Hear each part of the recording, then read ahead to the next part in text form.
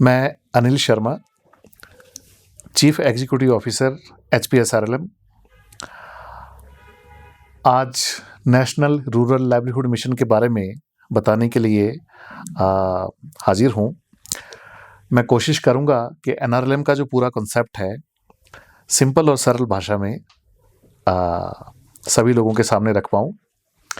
देखिए, national rural livelihood mission जो है राष्ट्रीय ग्रामीण आजीविका मिशन, इसमें सबसे पहले तो हमें ये ध्यान रखना है कि ये एक नेशनल प्रोजेक्ट है, national, and it is based upon the rural, the concept of rural.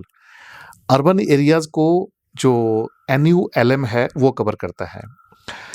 ये जो प्रोजेक्ट है ये लाइवलीहुड बेस्ड है। हमारा जो फोकस है वो आजीविका पर रहता है, लाइवलीहुड पर रहता है। और last word is the mission which shows कि ये एक मिशन मोड में काम करने का जो है एक प्रोजेक्ट है जिसमें हम मिशन मोड में काम करते हैं। NRLM जो है एक भारत सरकार का प्रोग्राम है जिसमें हिमाचल प्रदेश के परिदृश्य में अगर हम देखें तो 90% जो इसका व्यय है वो भारत सरकार उठाती है और 10% हिमाचल सरकार उठाती है। इस NRLM का, राष्ट्रीय ग्रामीण आजीविका मिशन का जो मिशन है वो ये है कि लोगों को गरीबी के दुष्चक्र से बाहर निकालना। और गरीबी के दुष्चक्र से उनको बाहर कैसे निकालेंगे? उनको स्वयं सहायता समूहों के माध्यम से सोशल मोबिलाइजेशन करना। जो एक जैसे लोग हैं, एक जैसे परिवार हैं जिनकी आर्थिक और सामाजिक स्थिति लगभग एक जैसी है, उनको स्वयं सहायता समूहों के माध्यम से जोड़ना, जहां वो समाज में व्याप्त बुराइयां, अपनी छोटी मोटी प्रॉब्लम्स, चैलेंजेस, इंडिविजुअल या फैमिली या सोशल, वो सारी वो डिस्कस कर सकते हैं। एक प्लेटफॉर्म हम प्रोवाइड करते हैं और इसके साथ साथ आर्थिक उन्नति, जैसे जैसे राष्ट्र, देश, प्रदेश आगे बढ़ रहा है, उसी तरह से सभी लोगों को उस मुहिम में जोड़ना, ये एक बहुत महत्वपूर्ण मिशन है NRLM का।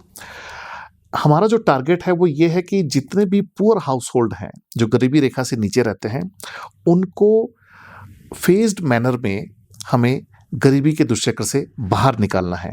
2 तरीके से, एक उनकी आय सृजन और दूसरा आजीविका के अवसर प्रदान करके। हिमाचल प्रदेश में NRLM की जो शुरुआत है वो वर्ष 2013-14 से शुरू हुई और इसमें आज की डेट में हमारे पास लगभग 87 जो है वो डेवलपमेंट ब्लॉक्स हैं और सभी 87 डेवलपमेंट ब्लॉक्स में जो हमारा NRLM है उसको इंटेंसिवली शुरू किया गया है। Himachal Pradesh state rural livelihood mission या सोसाइटी, ये स्टेट लेवल पर एक रजिस्टर्ड बॉडी है जो इस प्रोजेक्ट को इम्प्लीमेंट कर रही है। अगर हम थोड़ा सा बैकग्राउंड में जाएं तो 1978 में IRDP शुरू किया गया था। 1999 में SGSY शुरू किया गया था और 2011 में लगभग 12 स्टेट्स में NRLM शुरू किया गया। अगर हम फोकस की बात करें तो जो IRDP प्रोग्राम था उसका फोकस होता था सेल्फ एम्प्लॉयमेंट प्रोग्राम पे, और SGSY का जो था वो था सेल्फ एम्प्लॉयमेंट थ्रू स्वयं सहायता समूह, self help groups. And NRLM का जो फोकस है वो है लाइवलीहुड पर। अब ये है कि NRLM ऐसे कौन से 3 या 4 पिलर पर काम करता है, ये बड़ा इंपॉर्टेंट है इसको समझना। तो हम कोशिश करते हैं कि जो गरीब हैं, जो गरीबी रेखा से नीचे रहने वाले लोग हैं, उनकी लाइवलीहुड को, उनकी आजीविका संबंधी ज़रूरतों को पूरा करना, कैपेसिटी बिल्डिंग के माध्यम से, उनकी ट्रेनिंग के माध्यम से, तो एनहांस करना और एक्सपेंड करना उनकी जो एग्जिस्टिंग जो कैपेसिटी बिल्डिंग है, लाइवलीहुड अपॉर्चुनिटीज़ हैं, जो उनको अवसर हैं आजीविका के, उसको एनहांस करना, उसको बढ़ाना और उसका विस्तार करना।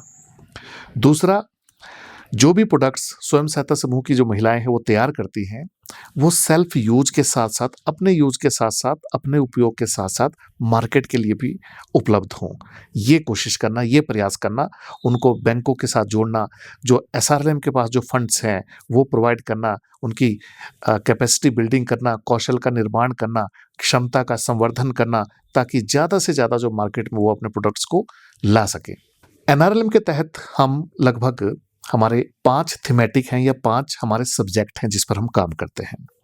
सबसे पहला है IBCB, institution building and capacity building. किसी भी ऑर्गेनाइजेशन में इंस्टीट्यूशन बिल्डिंग और कैपेसिटी बिल्डिंग सबसे इम्पॉर्टेंट होता है।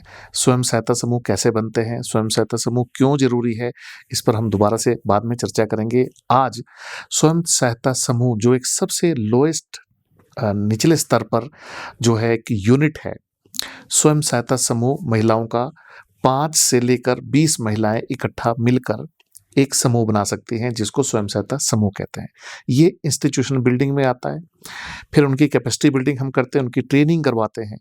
पूरे जितना भी जो ऑफिस बियरर्स होते हैं, प्रधान हैं, सचिव हैं, ट्रेजरर हैं, इन सब की हम ट्रेनिंग करवाते हैं ताकि उन्हें पता चल सके कि सिर्फ स्वयं सहायता समूह में जुड़ना ही काफ़ी नहीं है। अगर आजीविका के अवसर तलाशने हैं, अगर मार्केट के साथ जुड़ना है, अगर आपको अपने आप को गरीबी के दुष्चक्र से बाहर अपने आप को लाना है, तो उसके लिए बहुत ज़रूरी है कि आप बैंकों के माध्यम से जुड़ें और आर्थिक उन्नति के अवसरों को तलाशें और जो अवेलेबल जो ऑप्शंस है, अपॉर्चुनिटीज़ हैं, उनका ज़्यादा से ज़्यादा आप उपयोग कर सकें। दूसरा हमारा जो है वो है सोशल इंक्लूजन। जैसा मैंने कहा, स्वयं सहायता समूहों का जो गठन होता है या जो सबसे पहले जो फॉर्मेशन होती है इसकी, उसका आधार ही सामाजिक होता है। समाज में भी आप तो बहुत तरह की चैलेंजेस हैं, लेकिन अकेले जब आप होते हैं तो उन चैलेंजेस का सामना नहीं कर सकते। लेकिन जब आपको लगता है कि हाथ से हाथ मिलाकर जब आप देखते हैं कि 10 महिलाएं जो लगभग एक जैसे सामाजिक और आर्थिक बैकग्राउंड से आती है, जब आपको ये महसूस होता है, जब आपको लगता है कि मेरी समस्या सिर्फ मेरी नहीं है, वो ग्रुप की समस्या है। जब मुझे पता चलता है कि जो समस्या से मैं जूझ रही हूँ, वैसी समस्या या उससे भी ज़्यादा जो है समस्याओं का सामना और महिलाएँ भी कर रही हैं। तो एक प्लेटफ़ॉर्म मिलता है जहाँ अपनी समस्याओं को वो ज़िक्र करती हैं और उनका समाधान ढूँढती हैं। तो सामाजिक समावेश भी बहुत ज़रूरी है, जिसको हम सोशल इंक्लूजन कहते हैं। इसमें हम ना सिर्फ स्वयं सहायता समूहों का गठन करते हैं महिलाओं का, बल्कि समाज में जो एल्डरली हैं, बुजुर्ग हैं, उनका भी समावेशन होता है। उनका इंक्लूजन भी समाज में बहुत ज़रूरी है। वो समाज में अ, औरों पर डिपेंडेंट ना रहें। आज की इस भाग-दौड़ भरी ज़िंदगी में अक्सर हम देखते हैं कि जो बुजुर्ग हैं, वो कहीं न कहीं उनके सपने या उनकी खुद की जो आइडेंटिटी है, उसको हम कहीं न कहीं भूलते जा रहे हैं। बट एनआरएलएम के तहत हम सामाजिक समावेशन के तहत बुजुर्गों को भी स्वयं सहायता समूह के माध्यम से जोड़ते हैं, मार्केट के साथ जोड़ने का प्रयास करते हैं, आजीविका संबंधी बहुत सारे अवसर जो है उन्हें भी प्रदान करते हैं, उनकी भी क्षमता संवर्धन करते हैं, क्षमता निर्माण करते हैं, कौशल के माध्यम से उनको जोड़ते हैं, उनकी कैपेसिटी बिल्डिंग, ट्रेनिंग, ये सब चीज़ें हम करवाते हैं। इसके साथ-साथ जो दिव्यांग हैं, दिव्यांगजन हैं, किसी भी किस्म की जो है वो डेफिशिएंसी हो, ऐसे लोगों का भी ग्रुप बनता है। नॉर्मल जो ग्रुप होता है उसमें भी और अदरवाइज़ स्पेशल ग्रुप्स भी बनाए जा सकते हैं।